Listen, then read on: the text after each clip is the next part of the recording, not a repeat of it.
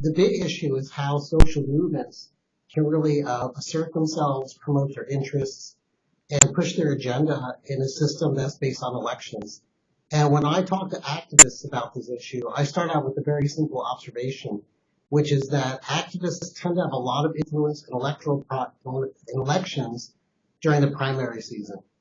And the first thing to remember about electoral politics and social movements is that general elections are very overdetermined. What that means is that there's a lot of constraint on general elections. There's not a lot of wiggle room in most elections. So, for example, most people who are self-identified Democrats will vote for the Democrat no matter who it is. Most people who are self-identified Republicans will vote for the Republican no matter who it is. So what that means is that general elections are very hard for social movements because there's not a lot of space in which to project yourself. In contrast, primaries are much more open than general elections. In primaries, it's an opportunity for people to be persuaded to move from one candidate to another.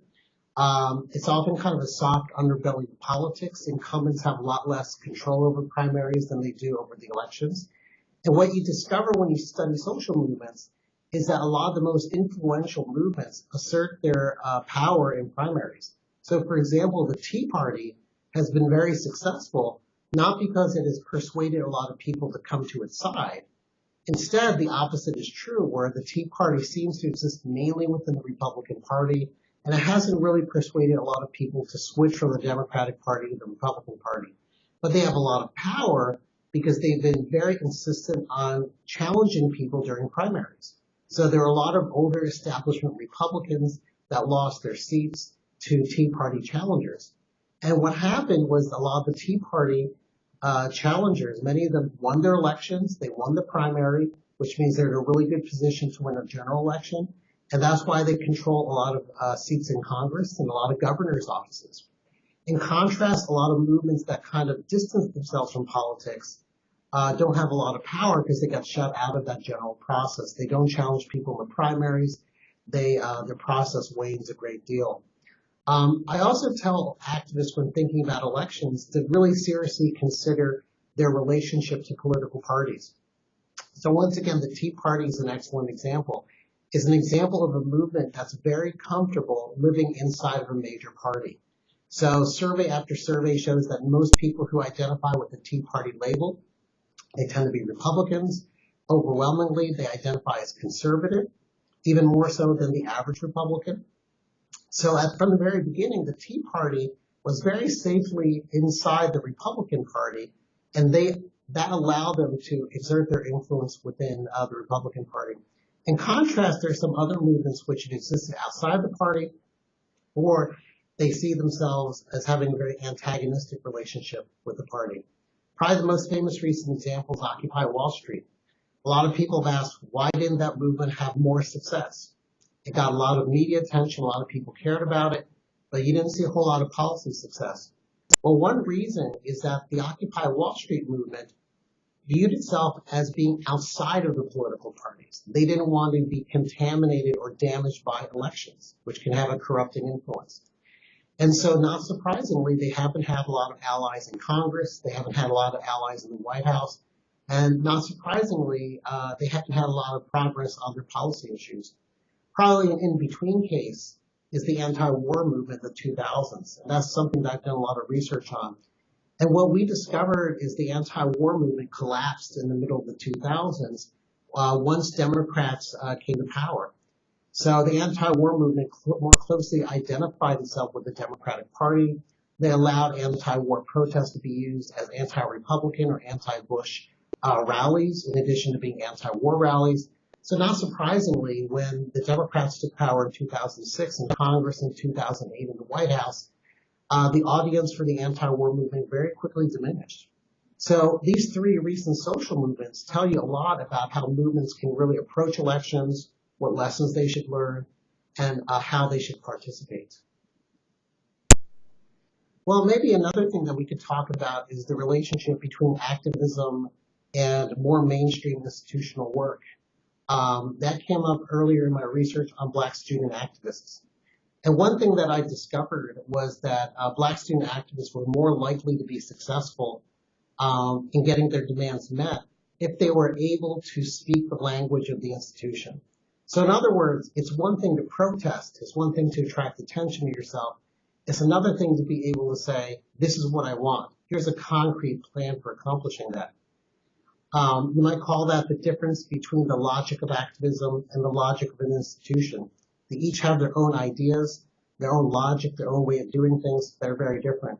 So getting back to the specific case of student activism, when I did my research on the history of Black studies, what I discovered was that a lot of deans did not approve of the demands given to them by students. And it wasn't a matter of how hard students were pushing it, but there came a point when a lot of deans were willing to talk to student activists, if only just to get rid of them.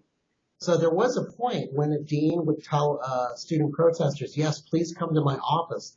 Let's talk about what changes you might want to see on campus. And what I discovered was the student activists who were most successful in pushing their demands were the ones who were able to translate what they wanted into something that administrators could understand. The specific example I talk about in my book is ethnic studies. That is a area of study which is dedicated to the history of African Americans, Native Americans, and other minority groups in America.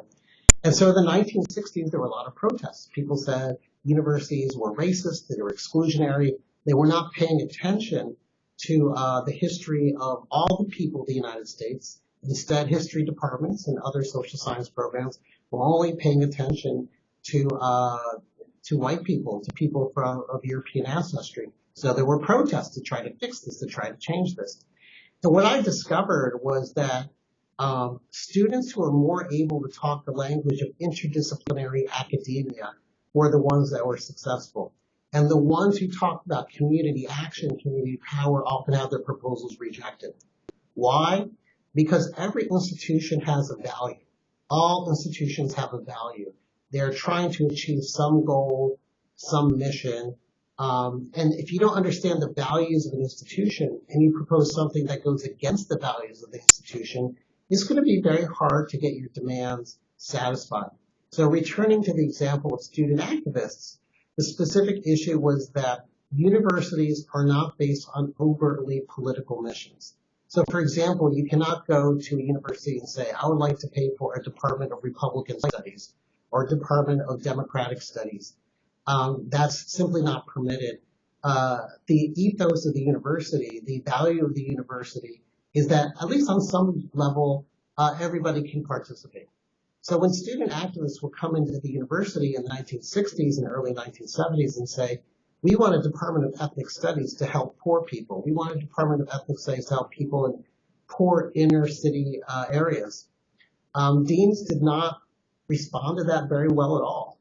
In fact, in my research, I found a transcript of a meeting between an administrator at the University of Chicago and a student activist, where he bluntly said, I'm not approving that because the University of Chicago is not about the inner city. That's just an accident of location. We just happen to be in a poor urban area. Our purpose is not to uplift the area. Our purpose is to train the best students in the country. And he shut down the whole conversation that way. In contrast, there are a lot of student activists in other places that then said, okay, we understand academia is not about, always about helping the community. It's about knowledge building and scientific research.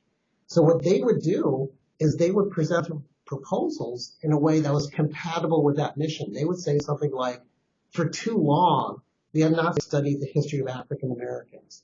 And this is a topic that historians should care about, sociologists should care about, and English professors should care about.